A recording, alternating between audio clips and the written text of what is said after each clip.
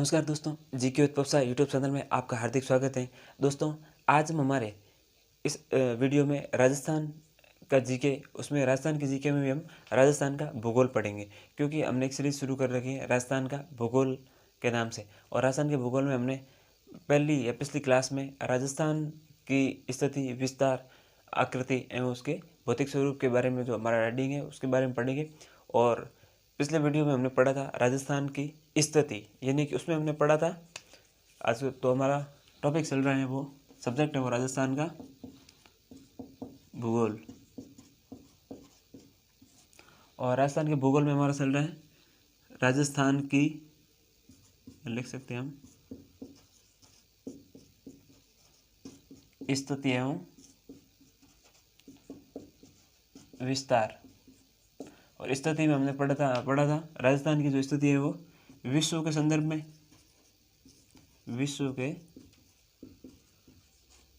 में, और पढ़ा था भारत के संदर्भ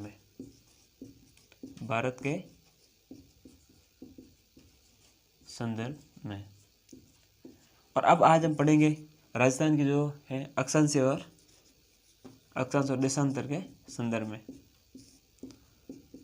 अक्षांश और देशांतर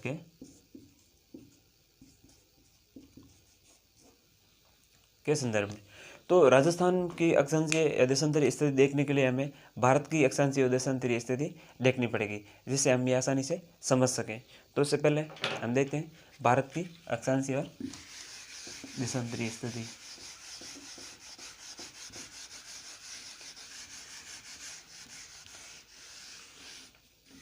क्योंकि हमने पिछले वीडियो में जाना था कि अक्षांश और देशांतर, अक्षांश वो काल्पनिक रेखाएं होती हैं जो पृथ्वी पर पूर्व से पश्चिम या पश्चिम से पूर्व की ओर खींची जाती हैं, और देशांतर वो रेखाएं या काल्पनिक रेखाएं होती हैं जिसे हम पृथ्वी पर उत्तर से दक्षिण या दक्षिण से उत्तर की ओर खींची जाती हैं। तो अब हम देखेंगे राजस्थान की अक्षांशीय और देशांतरीय स्थिति। तो उसके लिए हमें सबसे पहले भारत की अक्षांशीय और देशांतरीय स्थिति देखनी पड़ेगी। तो हम यहाँ बनाएंगे भारत का मैप।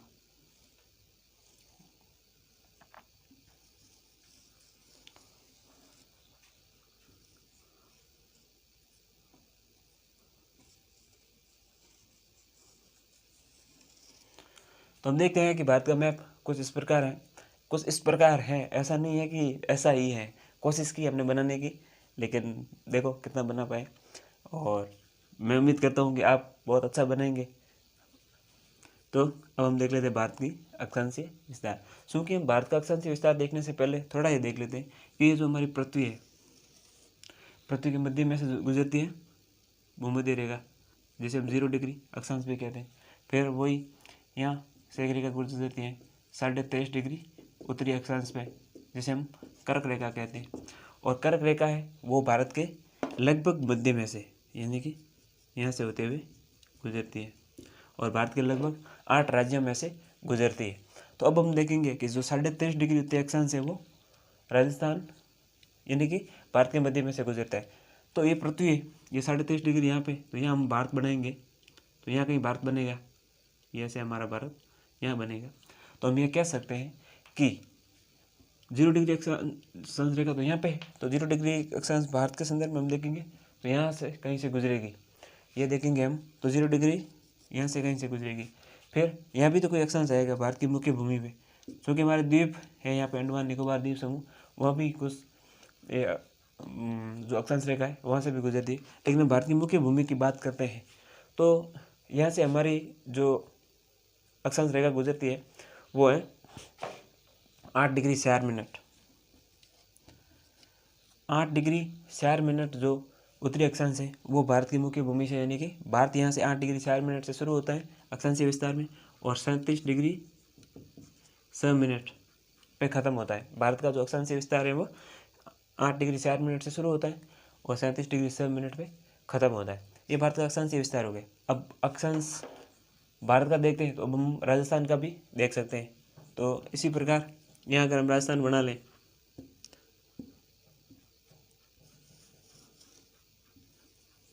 कोशिश करते हैं बनाने की, और हम दावा तो नहीं कर सकते कि यह राजस्थान ही है, मतलब राजस्थान जैसा है, और राजस्थान का मैप बनाने की हमने कोशिश की है, और मैं उम्मीद करता हूँ आप इससे भी अच्छा बनाएंगे। और राजस्थान बनाने के चक्कर में कहीं पाकिस्तान को ना खा जाओ, और ऐसा ना हो जाए कि पाकिस्तान कश्मीर के लिए तो रो ही रहा है, फिर यहीं कुछ मुद्दा छेड़ दे। हालांकि राजस्थान है वो जो पीस स्टेट में आता है, शांत राज्यों में आता है, यहाँ कोई बॉर्डर डिस्प्यूट या फिर सीमा विवाद नहीं है। तो आप ऐसी स्थिति मत बना लेना और एक अच्छा राजस्थान का ही मैप बनाना। एक बार में ना बने तो 10 बार ट्राई करना, लेकिन राजस्थान का मैप ही बनाना। तो अब हम बात करेंगे कि भारत है जो 8 डिग्री 4 मिनट से शुरू होता है, ठीक है, और 23.5 डिग्री कर्क रेखा वो है जो भारत के मध्य में से गुजरती है। इसे हम कह सकते हैं 23.5 डिग्री का उत्तरी अक्षांश। तो आपको पता है कि जो कर्क रेखा है वो राजस्थान में से गुजरती है, और राजस्थान के भी 2 जिलों में से गुजरती है, और वो यहाँ से गुजरती है। तो ये यहाँ पे क्या है 23.5 डिग्री उत्तरी अक्षांश, यानी कि कर्क रेखा। अब जब कर्क रेखा राजस्थान के अंदर से गुजरती है, यानी कि 2 जिलों में से गुजरती है, बांसवाड़ा और डूंगरपुर से, तो हम ये कह सकते हैं कि राजस्थान का अक्षांशीय विस्तार 23.5 डिग्री से तो पहले होगा। यहाँ 8 डिग्री 4 मिनट है, तो जो राजस्थान का अक्षांशीय विस्तार है जो शुरू होता है वो होता है यहाँ से, और ये जो है ये है 23 डिग्री 3 मिनट। तो राजस्थान का जो अक्षांशीय विस्तार है वो 23 डिग्री 3 मिनट से शुरू होता है और ख़त्म होता है 30 डिग्री 12 मिनट पे। अब हम देखेंगे देशांतरीय विस्तार, क्योंकि हमने देख लिया राजस्थान 23.5 डिग्री उत्तरी अक्षांश से शुरू होता है और 30 डिग्री 12 मिनट पर ख़त्म होता है। तो अब राजस्थान का देशांतरीय विस्तार देखने से पहले हमें देखना पड़ेगा भारत का देशांतरीय विस्तार। तो भारत है 0 डिग्री जो देशांतर रेखा है उसे ग्रीनविच रेखा कहते हैं, वो लंदन से गुजरती है। और अब चूँकि भारत का देशांतरीय जो विस्तार है वो शुरू होता है 68 डिग्री 7 मिनट से, ये यहाँ से शुरू होता है, तो ये हो गया 68 डिग्री, क्योंकि ये हमारा राजस्थान वाला भाग है तो ये थोड़ा सा गुजरात वाले से कम होगा, ज़्यादा नहीं बस थोड़ा सा ही कम होगा, ये हम ऐसे कह सकते हैं। तो ये जो है ये 68 डिग्री 7 मिनट पूर्वी देशांतर, जहाँ से भारत का जो है देशांतरीय विस्तार शुरू होता है, और यह अंत में जो भारत का देशांतरीय होगा वो होगा 97 डिग्री 25 मिनट पूर्वी देशांतर। तो 68 डिग्री नहीं तो 68 डिग्री 7 मिनट पूर्वी देशांतर से शुरू होकर 97 डिग्री 25 मिनट पूर्वी देशांतर भारत का देशांतरीय विस्तार है। अब हम चूँकि भारत खुद 68 डिग्री 7 मिनट से शुरू होता है और वो बॉर्डर किसके गुजरात के बॉर्डर से गुजरती है रेखा, तो जैसलमेर कहाँ से शुरू होगा, इससे कम में ही शुरू होगा, मतलब इससे ज़्यादा हम क्योंकि इधर की ओर जब बढ़ते हैं पूर्व की ओर तो हमारे देशांतर बढ़ते जाते हैं। तो अब राजस्थान जो शुरू होगा वो 69 डिग्री, राजस्थान जो शुरू होगा वो होगा 69 डिग्री 30 मिनट से, ये जो जैसलमेर की सीमा है ये वाली, तो ये हो जाएगी हमारे 69 डिग्री 30 मिनट से 78 डिग्री 17 मिनट, ये हम कहेंगे इसको पूर्वी देशांतर। क्योंकि भारत खुद पूर्वी देशांतर में ही, भारत का देशांतरीय विस्तार भी पूर्वी देशांतरों में आएगा, तो राजस्थान का भी वहीं आएगा क्योंकि राजस्थान भारत में स्थित है, तो ये भी हो जाएगा 78 डिग्री 17 मिनट पूर्वी देशांतर। अब हम इसमें बात कर लेते हैं कुछ कि जो राजस्थान, ये राजस्थान का जो सबसे दक्षिणी बिंदु है वो हो जाएगा यहाँ पे बोरखेड़ा। बोरखेड़ा तो है गाँव, कुशलगढ़ है तहसील, और बांसवाड़ा है वो है जिला। तो हम ये कह सकते हैं गांव, तहसील, और ये हो जाएगा जिला। ठीक इसी प्रकार ये यहाँ पे जो राजस्थान का सबसे उत्तरतम बिंदु है वो हो जाएगा हमारे कोणा गांव, कोणा गांव, और ये पड़ता है श्री गंगानगर में। कहाँ पड़ेगा हमारे श्री गंगानगर में। और आगे ये राजस्थान का सबसे पश्चिमी बिंदु वो हो जाएगा हमारा कटरा, और कटरा तो है गांव, सम जैसलमेर में है तहसील, और जिला हो जाएगा जैसलमेर। फिर इसी प्रकार पूर्वी देशांतरों में जो नाम है वो है सिलाना। ये हम कह सकते हैं जो राजस्थान का पूर्वी बिंदु है वो हो गया सिलाना। और यहाँ राजखेड़ा है, वो है तहसील, और जिला है धौलपुर। तो इस प्रकार राजस्थान का अक्षांशीय और देशांतरीय विस्तार हमने देखा कि किस प्रकार से 30 डिग्री 3 मिनट से राजस्थान शुरू होता है और 30 डिग्री 12 मिनट तक ये इसका विस्तार है, अक्षांशीय विस्तार। फिर हम देखते हैं राज्य की उत्तर से दक्षिण जो इनकी लंबाई है, राज्य की उत्तर से दक्षिण जो लंबाई है वो है 826 किलोमीटर। तो हम ये कह सकते हैं कि इनका जो राजस्थान का अक्षांशीय जो विस्तार है, ये तो देखो फैला हुआ है 23.5 डिग्री 3 मिनट से 30 डिग्री 12 मिनट तक, तो जो इसका अक्षांशीय विस्तार है वहाँ तक राजस्थान फैला हुआ है।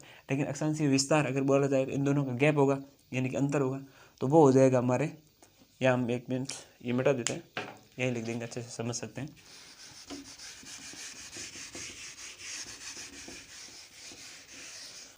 तो हमारे केस कुछ इस प्रकार हो जाएगा, जैसे हम ये कह सकते हैं 30 डिग्री 12 मिनट से के अंदर से हम घटा देंगे 23 डिग्री 3 मिनट घटा देंगे, तो ये हो जाएंगे 9 और ये हो जाएगा यहाँ पे 7। तो राजस्थान का जो अक्षांशीय विस्तार है वो कितना है, 7 डिग्री और 9 मिनट तक है। फिर ये कह सकते हैं, तो ये दूरी कितनी हो जाएगी, 7 डिग्री और 7 डिग्री और 9 मिनट की जो दूरी है वो लगभग 826 किलोमीटर हो जाएगी। और हम वर्ल्ड ज्योग्राफी में जब पढ़ते हैं अक्षांश और देशांतर, तो दो अक्षांशों के बीच की दूरी है वो 111 किलोमीटर है। तो ये हो गया। फिर हम देखते हैं कि राज्य की पूर्व से पश्चिम जो चौड़ाई है वो हो जाएगी 869 किलोमीटर। अब हम देख लेते हैं कि देशांतरीय विस्तार कितना है, तो हम यहाँ से घटा लेंगे 78 डिग्री 7 मिनट से के अंदर से घटा लेंगे हम 68 डिग्री, ये हमारा था 69 डिग्री 30 मिनट घटा लेंगे। अब इसको जब माइनस करते हैं तो ये हम एक हासिल नहीं लेके 60 लेंगे, क्योंकि यहाँ डिग्री में होता है और उधर मिनट में होता है, तो मिनट 60 होते हैं घंटे में। तो ये हो जाएंगे यहाँ 77, और 77 में से ये जाएंगे तो यहाँ 7 बच जाएंगे, और सॉरी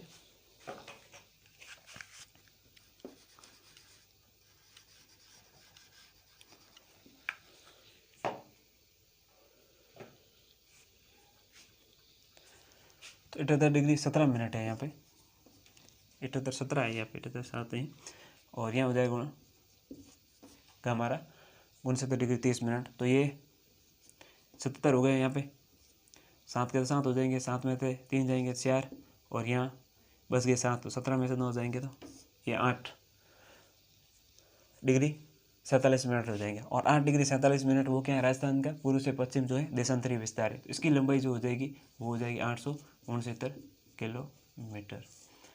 आपको बता दें कि 869 किलोमीटर एक चीज़ और है राजस्थान में, और वो है हमारा, यानी कि जो जालोर में स्थित है डोरा पर्वत, उसकी जो लंबाई है वो 869 किलोमीटर न होकर 869 मीटर है। और कई बार कहा जाता है कि सर ये जो डोरा पर्वत है इसको डोरा पर्वत क्यों कहा जाता है, तो अब पता नहीं क्यों कहा जाता है, जसवंतपुरा पहाड़िया क्षेत्र में आता है, लेकिन ऐसा माना जाता है कि वहाँ ये जो डोरा पर्वत है इसकी हरकतों की वजह से इसको डोरा पर्वत कहा जाता है, क्योंकि आसपास की जो पहाड़ियाँ हैं उसमें डोरा डालता था, इस वजह से इसको डोरा पर्वत कहा जाता होगा। ऐसा कुछ नहीं है, ये जस्ट मजाक में कहा जाता है, पता नहीं डोरा पर्वत का नाम डोरा पर्वत क्यों है, लेकिन उसकी जो लंबाई है वो 869 मीटर है। और कई बार जब राजस्थान की चोटियों को मिलाने के लिए पूछा जाए पर्वत चोटियों को, तो उसमें पूछा जाता है, और कई बार क्वेश्चन आ चुका है, तो इसको भी हम ध्यान में रख सकते हैं। तो ये 8 डिग्री 47 मिनट है। अब आप देखेंगे कि राजस्थान के पूर्व धौलपुर में और जब जैसलमेर में सूर्य उदय और सूर्य अस्त का जो टाइम है उसमें लगभग आधे घंटे की देरी होती है, तो वो इसी से ही होती है, क्योंकि जो पृथ्वी है वो घूमती है 360 डिग्री में पूरे 24 घंटों में, और 360 डिग्री कितने में घूमती है, 24 घंटों में घूमती है। तो हम ये ज्ञात करते हैं तो हम पाएंगे कि 1 घंटे में वो 15 डिग्री घूमती है। फिर 1 घंटे मिनट कितने होते हैं, 60, तो 60 मिनट में वो यानी कि 4 मिनट घूम जाती है, यानी 1 घंटे में। तो अब हम देखेंगे जब इसको हम 4 से गुणा कर लेंगे तो हम पाएंगे कि 728 6 7 2 18 1 832 और 133। तो राजस्थान का सूर्य धौलपुर में सूर्य उदय और जैसलमेर में सूर्य उदय के होने में जो टाइमिंग है वो आधे घंटे की देर रहती है, यानी कि 33 मिनट और 88 सेकंड का जो फैसला रह सकता है। हम ये कह सकते हैं 34 मिनट और जो 28 सेकंड का जो फासला है वो रहता है। इसका कारण यही है, देशांतरीय जो इसका गैप है उसकी वजह से ऐसा होता है। अब हम आगे देख लेते हैं कि हमने देशांतरीय विस्तार भी पढ़ लिया है, अक्षांशीय विस्तार भी पढ़ लिया। इसमें एक दो पॉइंट के रूप में हम और देख सकते हैं, जैसे कि राजस्थान में कुछ अक्षांश ऐसे हैं, एक दो अक्षांश जो राजस्थान के बिल्कुल मध्य में से गुजरते हैं, या फिर राजस्थान को उत्तर दक्षिण 2 भागों में बांटते हैं, या फिर पूर्व पश्चिम 2 भागों में बांटते हैं। तो उसको भी हम देख लेते हैं, या राजस्थान के मध्य में से गुजरने वाला अक्षांश। तो हम ये कहेंगे कि 73 डिग्री 54 मिनट, इसको हम हटा लेते हैं।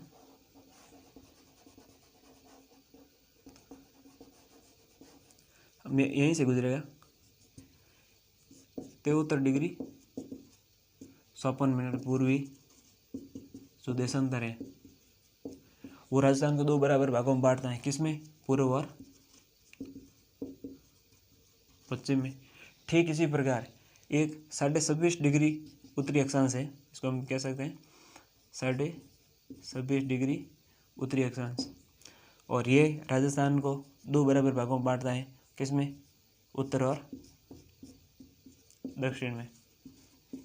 ये जैसे अगर हम ये देखते हैं तो ये जब 26.5 डिग्री या 20 में से गुजरेगा तो उत्तर और दक्षिण 2 भागों में बांट देगा, और 73 ये जो 73.54 डिग्री है वो राजस्थान को पूर्व और पश्चिम भागों में 2 भागों में बांट देगा। इस प्रकार राजस्थान की यही है आगे जाके हमारे 826 और 869 किलोमीटर जो राज्य की लंबाई और चौड़ाई है। और जो मध्य में ये दोनों रेखाएं जहाँ काटती है वो केंद्र, हम उसको कह सकते हैं राजस्थान का भौगोलिक रूप से जो मुख्य केंद्र है वो लापोलाई करके एक गाँव है, और ये पड़ता है नागौर।